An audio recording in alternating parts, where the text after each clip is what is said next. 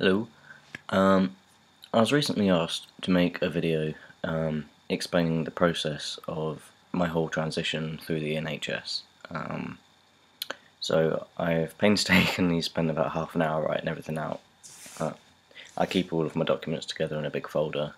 I keep every letter that was sent to me, appointment times, referrals, just any important documents to do with it all I keep. So I have quite a good list next to me of dates and times, and a general overview of roughly how long everything took for referrals and actually being seen, which I understand will be helpful to quite a lot of people. But before I start, I'll just let you know that a couple of things have changed. I know for a fact that the Tavistock have a lot less waiting time between appointments now. It used to be every 2 to 3 months when I attended, which was almost 4 years ago now. But now I believe it's 8 to 12 weeks, something like that. So, no, that's not right. I don't know. But anyway, it's a lot less time, because 12 weeks would be 3 months. So, yeah. Ask someone about that one, because I'm not too sure. And for Charing Cross, it's a longer waiting time, and I've heard that recently they've had such a backlog with referrals, new patients, old patients, etc., that they're not actually taking on new patients at the moment, and they're added to a waiting list, which kind of sucks. And I really don't like Charing Cross for the reason that their administration office is so poorly run, and referrals and everything just takes so long. They type up letters 3 months after they're dictated, and it's just a bit, I don't know. They definitely need some new staff in their office. It has a lot of complaints, but they do get you seen and they do get your stuff sorted eventually. I don't really have any major timing complaints with them. Anyway, so for me it started in 2010, in April to be precise. I was 16 and that's the first time I went to the doctors. Basically said, transgender, I want to be referred, can you help? My doctor is lovely and I still see her when I go home. She said not a problem. She's referred people before. She knows the process more or less, so I was really happy that she could help me. So on the 18th of May, I then had an assessment at the Child and Adolescent Mental Health Service. They deal with people before referrals to gender identity clinics, just to make sure that is the right place for them to go. They have to be certain of, the basics, and make sure you're in a state where your mental well-being is at a place that you can handle and is appropriate. I think you have to be 16 or over, and they won't pass things on to your parents. So if you're over 16 and you don't want to let your parents know, you can be seen with them and you can talk to them for advice and help, and your parents won't be informed unless there's any serious issues, such as they're worried about your well-being. If you're at risk of self-harm or suicide, then unfortunately they have to get your parents involved, because at the end of the day they worry more about your safety than obviously you not wanting to come out. So that's kind of understandable in one way.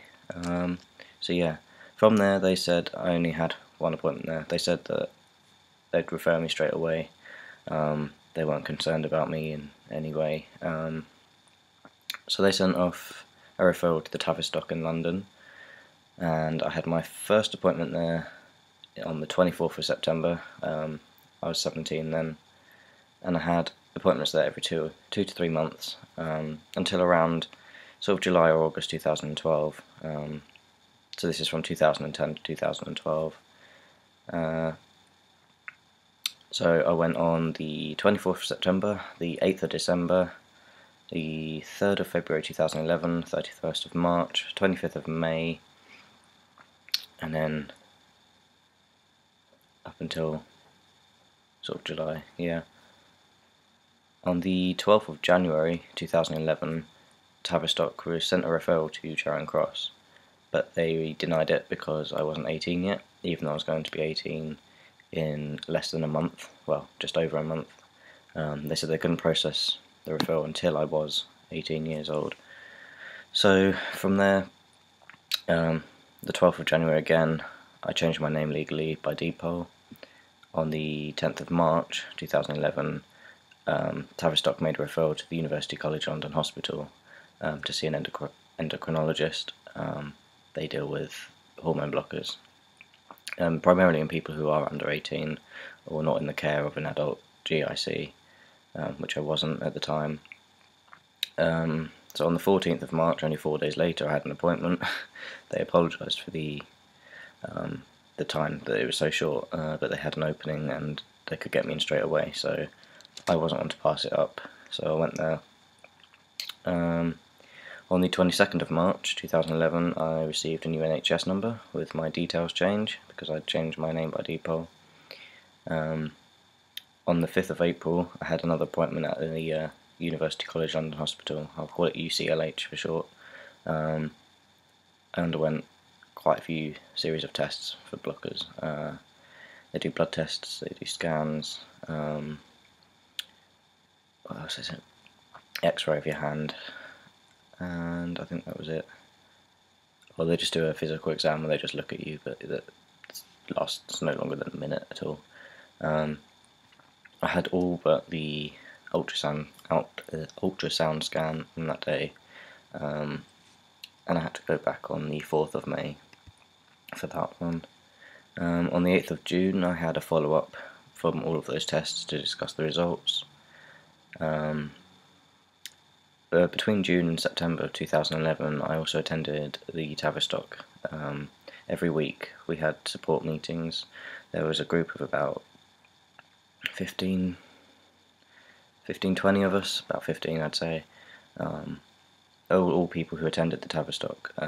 So you could go and talk to other people, meet people like yourself, talk about issues that you wouldn't really be able to talk to your other friends about necessarily. It was just a place where you could, be around people like you and talk to other people who were in the same situation. It was very awkward, it was very set up. I did make some good friends out of it, which I still talk to occasionally, so it wasn't all bad. And then on the 15th of June, I had a referral made to fertility counselling, which I later cancelled, basically because you have to come off of all treatment. It's expensive, the NHS don't cover it. You can only store fertility for about 10 years, and at the time I was only, 17, and I was like, well, I'm not going to be wanting kids within the next 5 years. The 5 years after that is unlikely, but, it was a very difficult sort of decision to make, but at the end of the day I was more concerned about starting my transition rather than stopping everything for a few months to think about a future that I'm not even certain about. So I know there's other options around that, and it wasn't a major issue for me. I understand that there's certain sort of setbacks with it, but I'm willing to accept those for now. So then on the 4th of July, still in 2011 here, I had another appointment at the UCLH. I can't remember what that was for. The 19th of July, my new passport came, new name, new details, and it had an M on it, which was pretty cool. For that I had to send off a passport application with my deed poll name change and a letter from my GP stating everything, which you have to do. You don't need a gender recognition certificate to do that. Just quickly, about the gender recognition certificate, I'll probably be applying for that this summer, if all goes to plan. Where was I? Yes. On the 26th of July, I received my first letter from Charing Cross saying that they were contacting my local PTC, which was the Primary Care Trust, PCT, sorry, for funding, so they could fund me going there basically. And on the 2nd of August that funding was approved. On the 24th of August I started hormone blockers. I had to go to London to have them injected then because my GP wouldn't, well, not my GP, the local practice nurse wouldn't do it because she was uncertain of it and it costs them more money to prescribe and inject, so I had to have it prescribed from London, and then I had to later on pick it up from London and take it to my nurse to inject, so I didn't have to travel to London every month. So that wasn't too bad. Once I started university I started self-injecting, so that was even better. On the 2nd of November I had a follow-up at UCLH for the blockers. On the 9th of November I had another appointment there. I can't remember what that was for either. On the 20th of February 2012 I had my first appointment at Charing Cross, and my worker, psychologist person from Tavistock came with me. Her name was Susan Lawler and she was absolutely lovely. I don't know if she still works there or not. As I said, that was 4 years ago, so yeah, well, 3. So she came with me, and because I'd been under the Tavistock's care for quite a while and I'd progressed quite well with it all and I wasn't in any unfit state and didn't need sort of further counselling or anything, Charing Cross were more than happy to start me on testosterone for my first appointment, which usually they don't do. It's usually after your second appointment there that they will prescribe, well, send a referral for a prescription. So I was really happy about that I didn't have to wait another sort of 5 months-ish. So yes, that happened, and then lost my place again. Bear with. On the 16th of May, I had to go back to UCLH for another full range of tests. They do it after 6 months because hormone blockers obviously suppress estrogen, and that helps with your bone strength and bone density, so they have to keep an eye on it, and they suggest you take vitamin D as well as hormone blockers just to help your bone strength and so on. On the 18th of May I received a letter from Charing Cross requesting my GP prescribe me testosterone. That took a while to sort because Sustanon was out of production at the time, so I had to go onto the gel. So by the time that was ordered in, swapped over, ordered in again, I started on the 31st of May 2012, and then on the 31st of July I had my second appointment at Charing Cross, and obviously I've been on testosterone for 2 months, so I saw Iffy Middleton. She is the clinic nurse there, and she was asking how I was getting on with it, and because I was on the gel, she said if I felt it was too much or too little I could alter it because it's gel. I said I felt okay more or less on it, it wasn't a problem. I didn't have my blood taken for quite a while, and when I did it was seen that my levels were too high, and I was just under a year on testosterone at that point. I think I was about 10 months. So they cut me down to half a tube a day, and then I was put onto Sustanon because it came back in, which was a lot more convenient for me. On the 3rd of January 2013 I had my third Charing Cross appointment, which they said about top surgery. I believe that was my second opinion for it, because you have to have 2 opinions for a surgery referral to be made.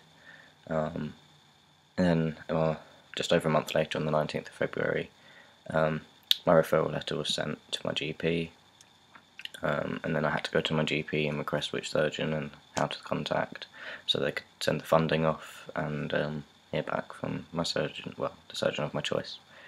On the 6th of June everything had gone through for that, and I had a date for top surgery and I had a date for the pre-op and consultation.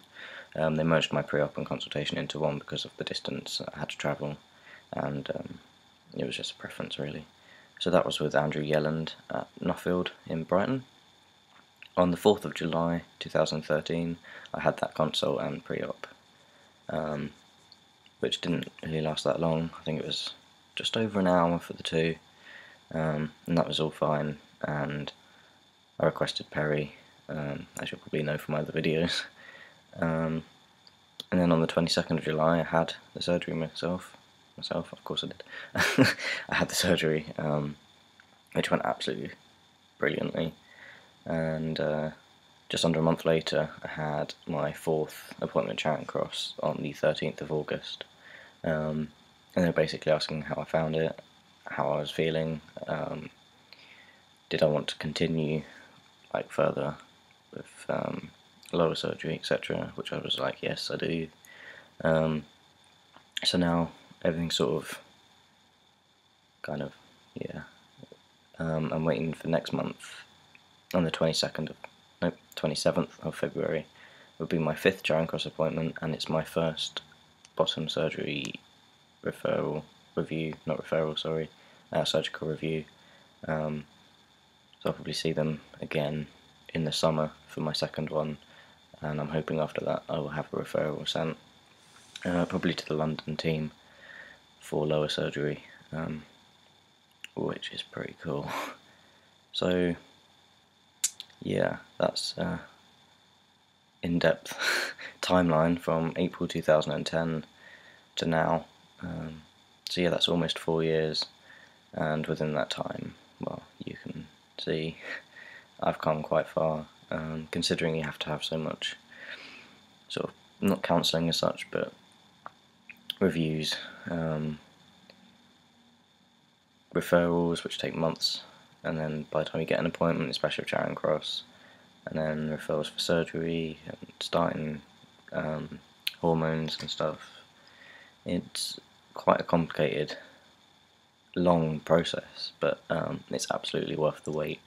There were times back in 2010 where I was like, well, this is taking so long, I'm never going to get there. And now I'm looking back thinking I have no idea what I was worrying about. The time has gone so fast, and I couldn't be happier, really. Obviously with the NHS it's going to be slower than if you're with private, but then it's cheaper, and you still go through all the same things, just at a slightly slower rate. So if you're willing to wait, or if you have no choice anyway, don't fret about it, you know. Don't worry that it's taking so long. It takes so long because it needs to, and at the end of the day they care more about your care than the speed of which they get through everyone,